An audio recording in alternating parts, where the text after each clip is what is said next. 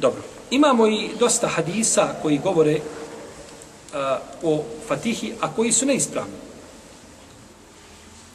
Kao hadis Fatiha vrijedi za ono zašto ne vrijede druge sure mimo Fatihe.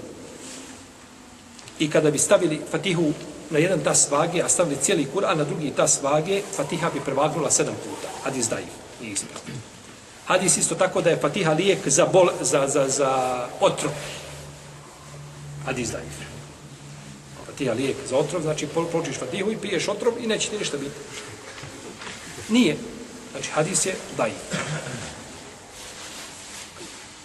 Hadis kada legneš u postelju, prouči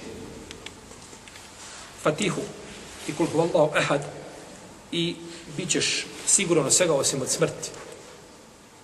Hadis daif. Hadis ko prouči Fatihu i ajetul kursi na jednom mjestu neće mu štetiti, neće mu navoditi urok ljudi i džina. Hadis daif. Da je Fatiha lijek od svake bolesti. Hadis daif. Da je Fatiha vrijedi kao 2/3 Kur'ana. Hadis daif.